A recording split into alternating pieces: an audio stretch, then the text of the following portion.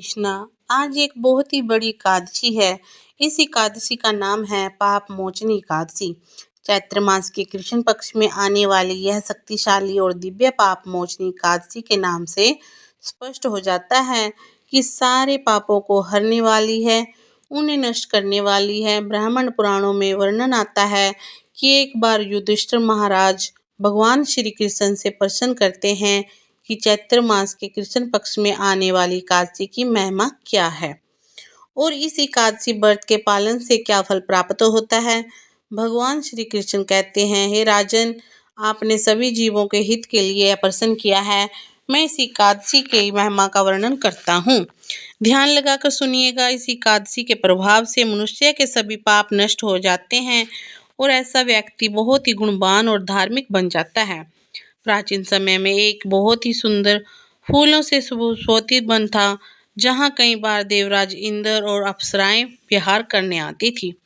इसी वन में च्यवन ऋषि के पुत्र और शिव जी के परम भक्त मेधावी ऋषि तपस्या करते थे, जो शिव जी के परम भक्त थे। मेधावी ऋषि शिव जी के विरोधी कामदेव ने उनसे बदला लेने के इरादे में मंजू घोष नामक अप्सरा को मेधावी ऋषि का ध्यान भंग करने का कार्य सौंपा। यह एक आध्यात्मिक सुंदर अप्सरा थी, जिसने अपने हाव भाव से ऋषि का ध्यान भंग करने की पूरी कोशिश की।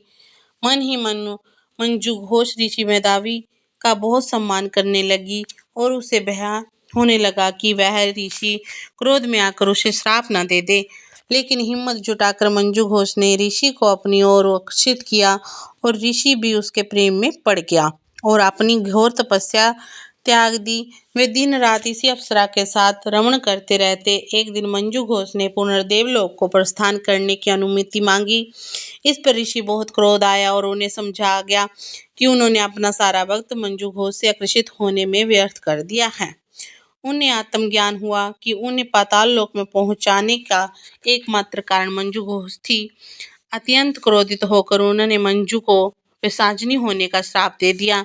जब मंजू ने इस श्राप को सुना तो वह फूट फूट कर रोने लगी और भिन्न होकर यह साधु के चरणों में गिर गई और उससे क्षमा मांगने लगी।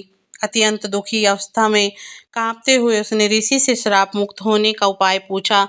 तब करुणामय होकर मेधावी ऋषि ने उसे पाप मोचनी एकादशी का व्रत सख्ती से पालन करने की सलाह दी, जिससे कि वह किसी भी प्रकार के असुर योनि या पिशाच योनि से मुक्त हो सकती है। मेधावी ऋषि जब वापस अपने आश्रम पहुंची तो उन्होंने यह पूरी घटना अपने पिता च्यवन ऋषि को बताई। तो च्यवन ऋषि ने मेधावी ऋषि से कहा, तुमने मंजू को श्राप देकर खुद को भी पाप का भागीदार बना लिया है और अगर तुम्हें अपने पाप खत्म करने हैं तो तुम भी पाप मोचनी एकादशी का व्रत करना चाहिए।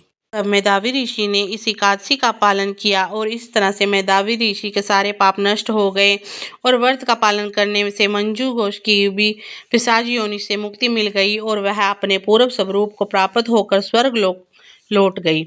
इस कथा से हमें समझ आता है कि जो व्यक्ति श्रद्धा पूर्वक और भक्ति भाव से इस एकादशी का व्रत पालन करेगा, उन्हें बड़े से बड़े पापों से मुक्ति प्राप्त होती है। इस कथा का स्वर्ण मात्र से ही उन्हें 1000 गोदान देने का फल प्राप्त होता है। देखा जाए तो एकादशी व्रत का पालन करना ही बहुत सरल है। इस दिन हमें भक्ति के अनुकूल सारी चीजें का निष्ठान पूर्वक अधिक से अधिक पालन करना चाहिए, जैसे कथा का स्मरण करना चाहिए, हरि नाम कीर्तन करना चाहिए, नाम जाप करना चाहिए और भक्ति के प्रतिकूल आदतें जैसे आध्यात्मिक सोना, व्यर्थ की बातें करना, किसी की निंदा करना, इन सभी से बहुत दूर रहना चाहिए, क्योंकि हमारी चेतना दूषित हो सकती है। एकादशी के दिन अपनी आत्मा को हरि नाम की खुराक देना ना भूलें। हरे कृष्णा टीवी किया करना, पाप मोचनी एकादशी की कथा सुनना। आपको हमारे चैनल सारी दुनिया मेरी की तरफ से पाप मोचनी एकादशी की बहुत सारी शुभकामनाएं। धन्यवाद। हरे कृष्णा। ऐसे ही और भक्तिमय कार्यक्रमों के लिए देखिए हमारे चैनल सारी दुनिया मेरी को। इससे प्राप्त करने के लिए आप अपने केवल अथवा चैनल को सब्सक्राइब करें। धन्यवाद। हर हर महादेव। हरे कृष्णा।